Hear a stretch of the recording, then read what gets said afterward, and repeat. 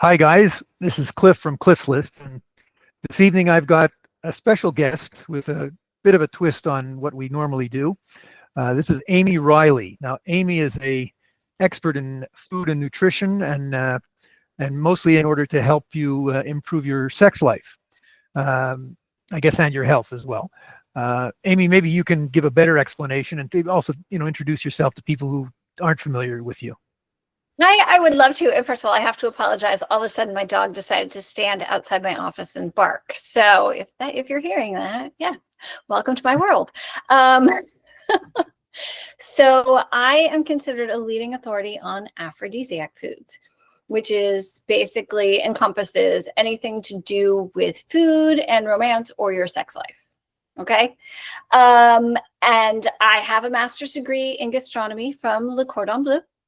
But I also have nutrition coaching certification. So I like to look at it both from the sort of the historical and anthropological side, as well as, the nutrition and the evidence-based side of what aphrodisiacs can do for us. That's basically what I do. I write cookbooks and I speak and I work one-on-one with clients. And I just love helping people really discover sort of ways food can work for you. Okay. Well, let's dive right into that. Tell us more about how food can be. Certainly we know everybody eats and everybody enjoys a good meal, but there's probably a lot more subtleties involved in what you're proposing and what you teach and what you've learned about how men and women interact with food. So maybe you can give us a little bit more of a diatribe on that sort of thing. Sure, absolutely. So we can look at it from any number of ways. If you look at it from like the FDA definition of an aphrodisiac food, it's supposed to be any food that directly impacts like sexual hormone levels. And, it turns out there are some foods that potentially do that. But that's not where I concentrate. I concentrate more on, so you can look at it with like, what are your goals? You can look at it as, do you want to create a romantic evening? Do you want to seduce someone? Because there has been research on the scent of both food and drink. And certain wines and certain foods actually can make you seem a bit more attractive. Now, we have to get real about it. Like if the person isn't attracted to you in the first place, it's probably not going to happen. But you can enhance the experience with the foods and drinks that you choose. So that's one way to use aphrodisiacs. You can, of course, also use them to improve your sexual health, potentially, your stamina, your performance, and honestly, your overall well-being. All of those things we can kind of look at. We can also look at like feeling more sexy, your skin health, your weight, all of those things we can address with aphrodisiac foods. So there's so many ways to look at it. Or is it that you and your partner want to plan just a romantic, like a long romantic weekend together? What do you want to do with the food? And you can kind of tailor what an aphrodisiac can do for you to what your personal goals are. Okay, well, let's get into a little more detail here about that. Yes.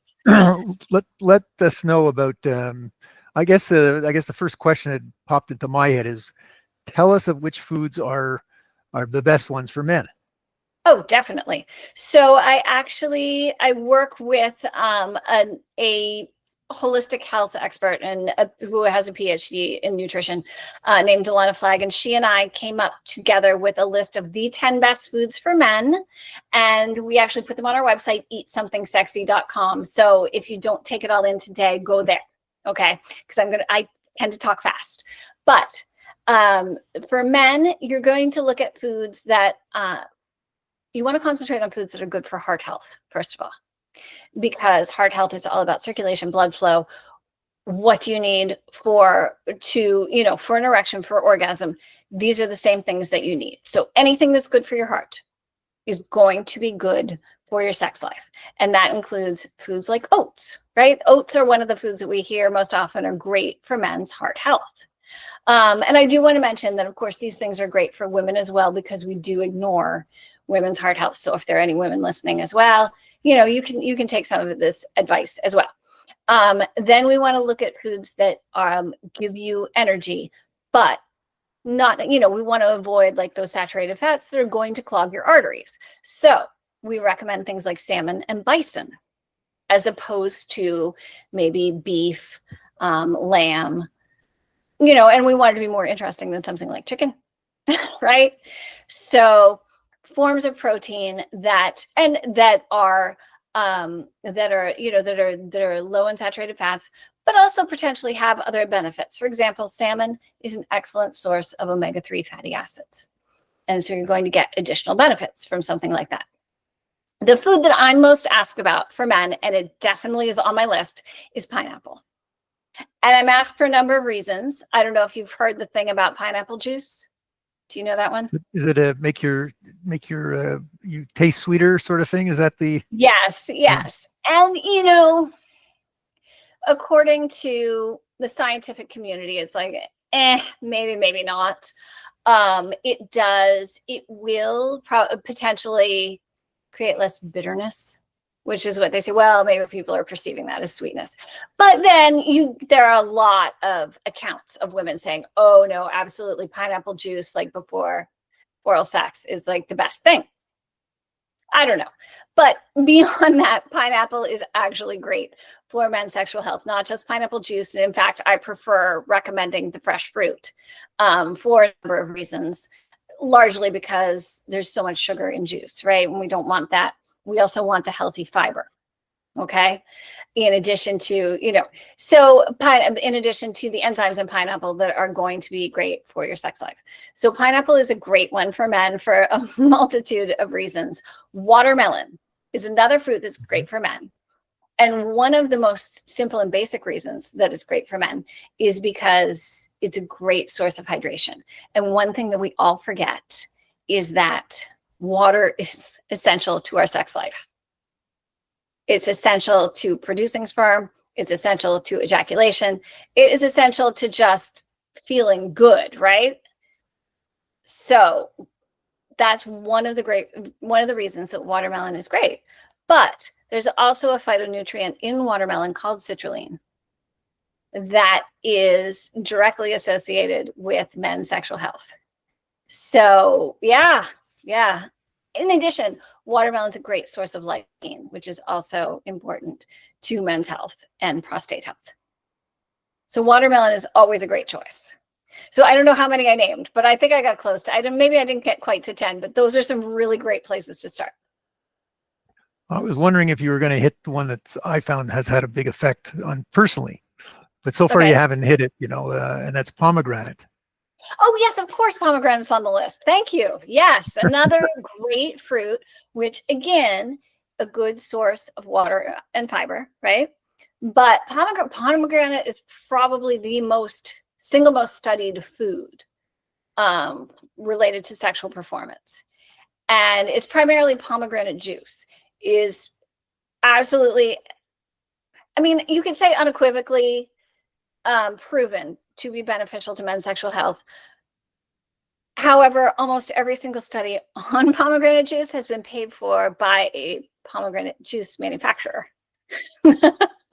So it's like, well, where do we find the balance? But it's been multiple pomegranate juice manufacturers, and they are all coming up with the same results. So you have to think, well, pomegranate probably is, to some degree, really good for men. And there are plenty of personal accounts like yours that say pomegranate makes a difference. And I'm curious for you, what has the difference been with pomegranate? It just keeps me feeling good all the time. It's just I'm ready to go, no problem. That's great. The other one that I guess you haven't mentioned, which is I think nothing that I could give you any personal comments on, but it's one that I think you hear about all the time, is oysters, and you haven't mentioned that. Oh yes. Well, so I wanted to make my list of 10 foods, things that were relatively accessible. I think my biggest reaching food was bison, right? Oysters are kind of a luxury item, and that's part of the reason that they're considered aphrodisiac.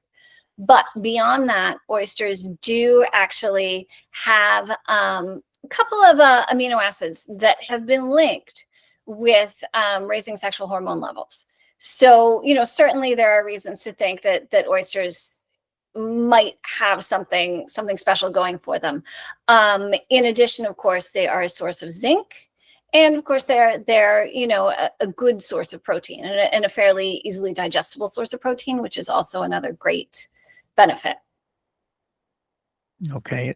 Have we exhausted the list, or is there a few that I think we might have, yes. Are there any sort of secret foods that you keep for yourself? Secret foods I keep for myself. I have chocolate on the list for women, but it's great for everyone. It really is. And the things that I have said are great for men also tend to have some benefits for women as well.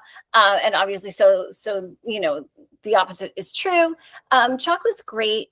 Dark chocolate, I need to clarify. Dark chocolate, like 70% cacao or more. And when I say cacao, I'm talking about, the base ingredient, the pod from which chocolate is primarily made.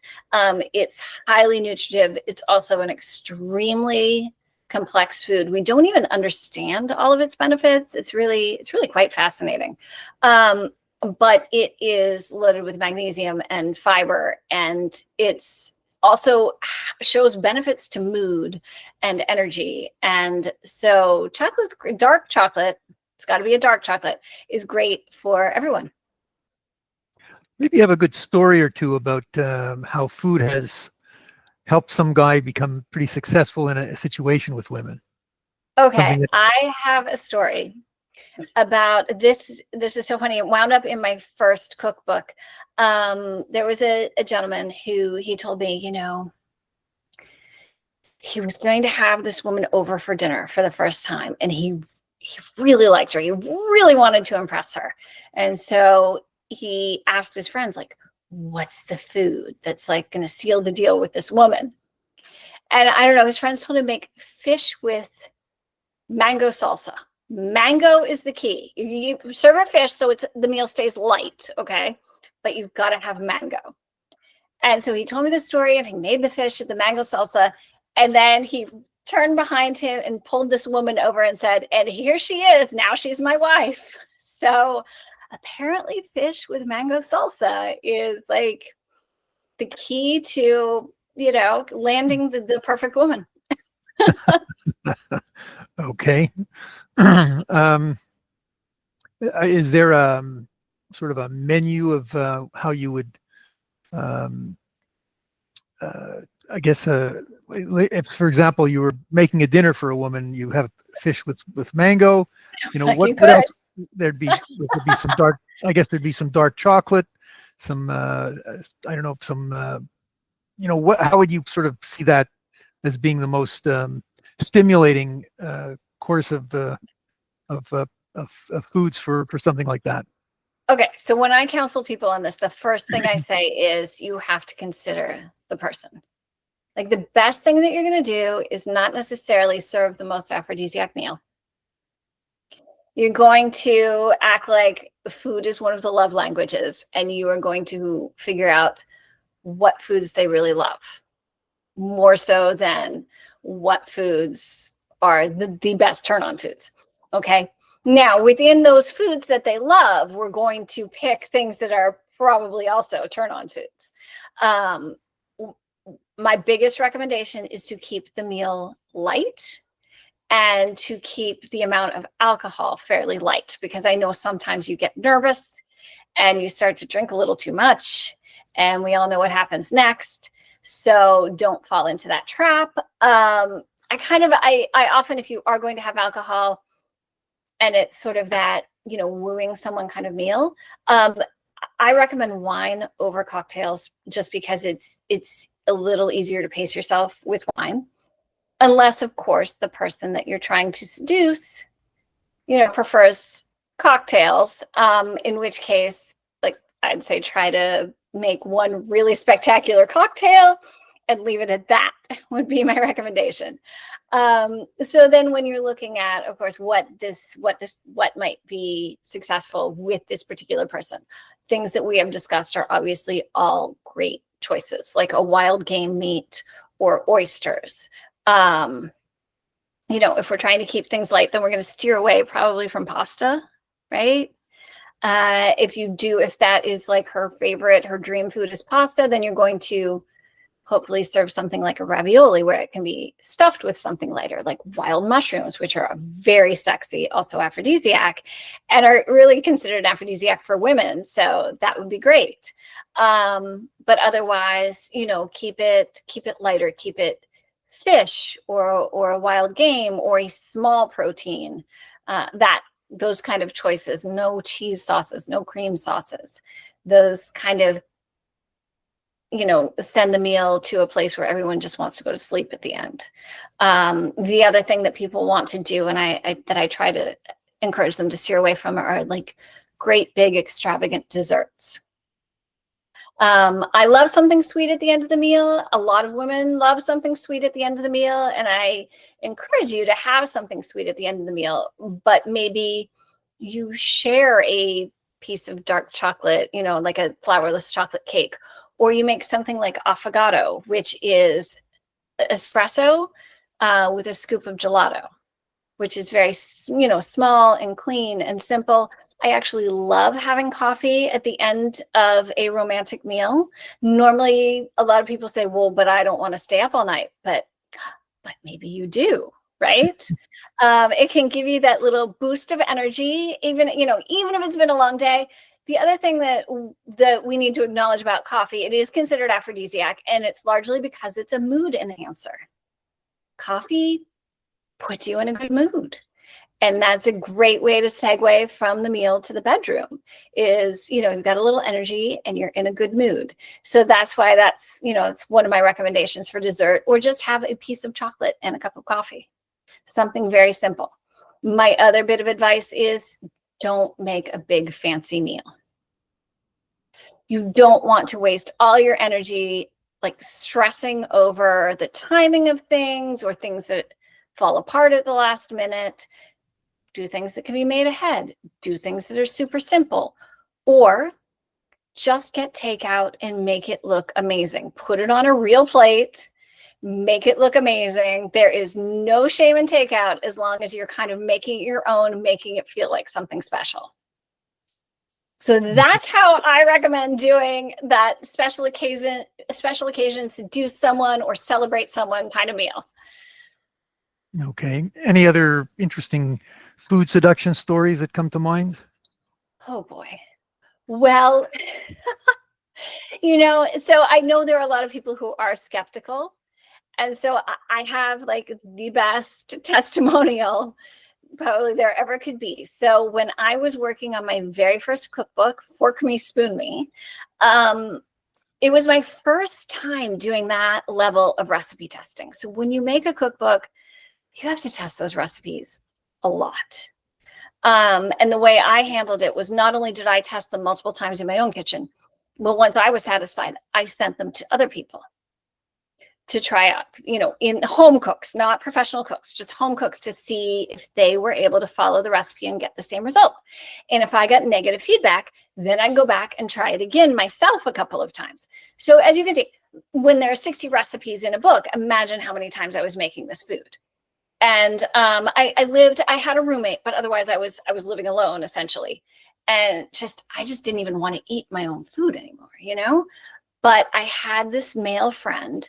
It was really more of an acquaintance, but I knew that he lived the total bachelor lifestyle. He didn't cook. He either opened a can of soup or, picked up something on the way home from work every single day. And I was like, this guy needs like more nutritious food. So I just kept inviting him over and saying, I have all these leftovers from recipe testing. I have all these leftovers from recipe testing.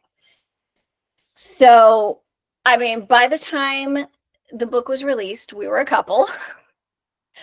By the time I was doing the proposal for my second book, Romancing the Stove, we were engaged. And by the time Romancing the Stove came out, I was pregnant. So I got pregnant testing the recipes on my second book. So I think that I am like my own best testimonial for whether or not aphrodisiacs work. Okay, that's pretty interesting. That was obviously an unusual situation. Did you have thoughts of this guy, I guess, from the beginning, or was it just No, really developed? none. I thought I was being nice. I really genuinely just thought this guy needs to eat better. Okay, well, that obviously interesting how food sort of transformed the nature of a relationship, and Yes. obviously very successful. That sounds Yes. very nice. Yeah. Well, I think you've covered a lot of good stuff already. Maybe you can just tell people a little bit more about where they can find out about you, what you do. I don't know if you offer coaching, if you offer classes. I don't know what you can just sort of tell people a little bit about you, where they can find out more about you, your website, whatever. Sure, I'd be happy to. So, as I mentioned, I have a website, eatsomething.sexy.com. If you are curious about those best foods for men, you'll find them right there on the link to them from the homepage. If you want to know more about what I do, I highly recommend getting on my mailing list, which you can do from any page on my website. And I send you information weekly, tips, suggestions, recipes on what to do and how to keep things going. And beyond that, I do offer one-to-one coaching. I only offer it through referral or to people who are on my mailing list. So if that is something you're interested in, I have a program called 30 Minutes to a Better Sex Life, because it only takes you a 30-minute commitment. And then I help you from there by suggesting subtle tweaks that you can make. I don't like whole diet overhauls, right? The subtle tweaks that you can make to improve your sex life. And I have a book called The Better Sex Cookbook for Men, which you can also learn more about on eatsomething.sexy.com/everything, which will show you everything that I do and all of my products that are available. So that's me. That was great. I appreciate that.